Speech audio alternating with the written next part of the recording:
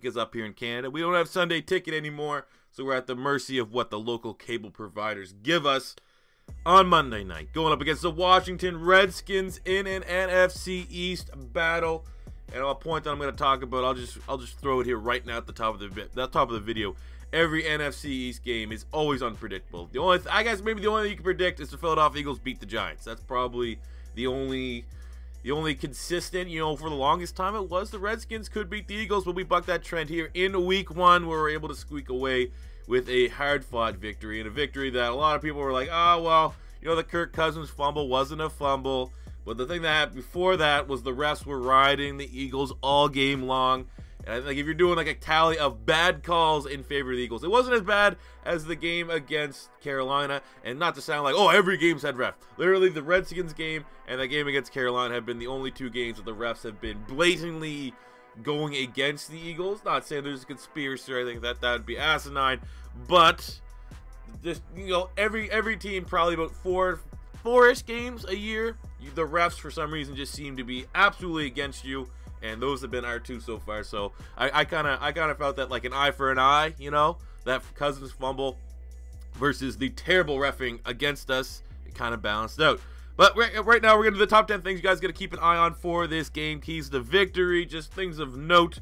And then I'll give you guys my MVP. No score predictions, but you'll probably get which way I'm leaning by the end of the video. So number 10, it's the start of a 3-game home stretch at Lincoln Financial Field. Let's make it hostile. As much as I have enjoyed my time, every game I've gone to Lincoln Financial Field, it's been awesome. It's been off its rocker. It's not really known as one of the league's best home environments, when really it should be, knowing the Philadelphia Eagle fan base. You think of home field advantages, you think of Kansas City at Arrowhead, Seattle.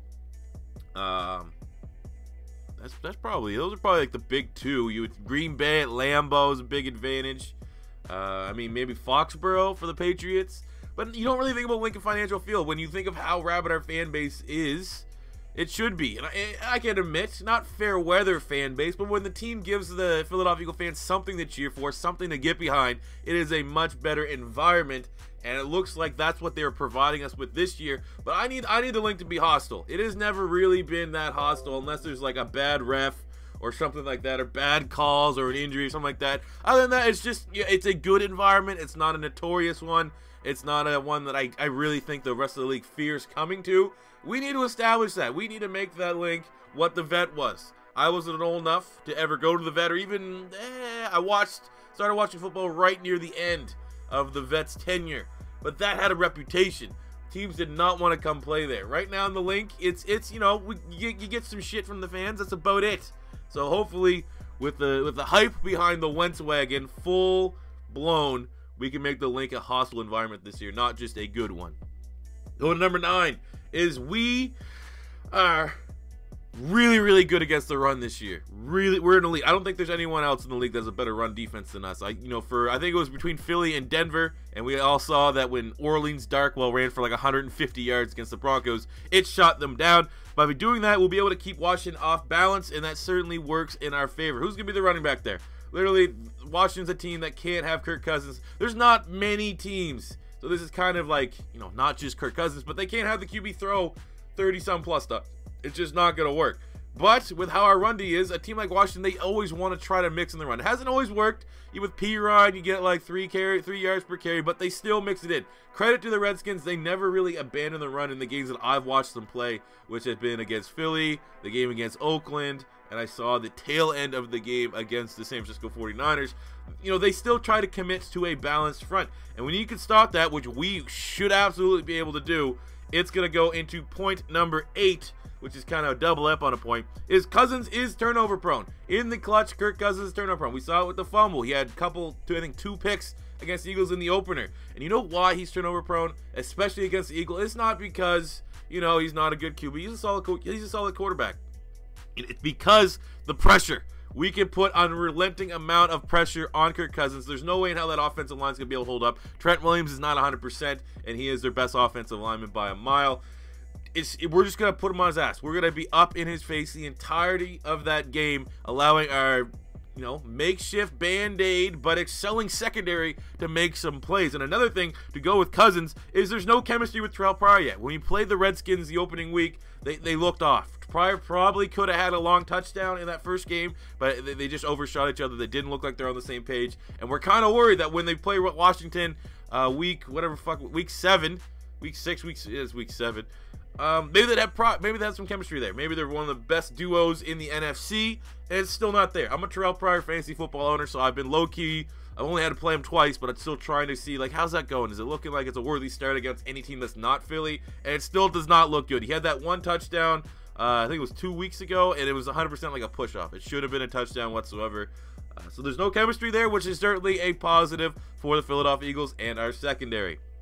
Going to point number 7 is it looks like Jordan Hicks is going to play. There's a question for Darby. I still haven't got a word yet if Darby been ruled out or he's going to play. I'm going to assume he's not playing, but more so this point is talking about Jordan Hicks. Jordan Hicks is going to be key in stopping the #1 weapon on the Washington Redskins, and that is Chris Thompson.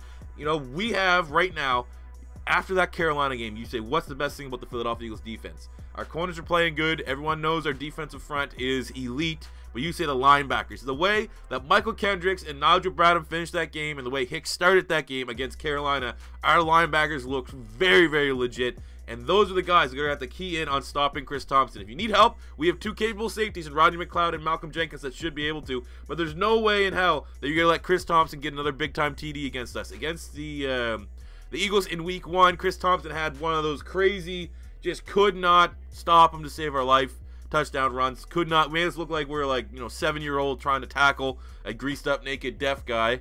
Family Guy reference. But he murked us. He had one really good play, and he's been a guy right now. He's the one player that has been a consistent on that Redskins offense. And it shouldn't be that hard to hone in on him. I fully expect Jim Schwartz to have a game plan to contain Chris Thompson. I really do think if you take away Chris Thompson, knowing that unless we just so happen to be the team that Pryor and Cousins get their chemistry with, if you stop Chris Thompson, you're going to stop that offense. And they're going to be trying to use them a lot because we're going to be blitzing, and the easiest way to defend a blitz is to chuck it off to the running back. So that's going to be a very popular game plan strategy, I think, for the Redskins. So let's eliminate that, guys. How about that, huh? Going to point number 6 is Derek Barnett is heating up.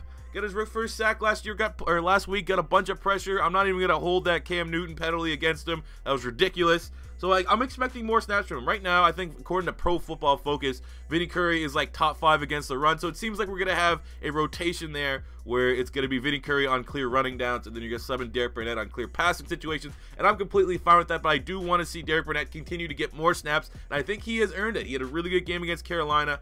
Got Team of the Week in Mutt, which is a dope card that I have.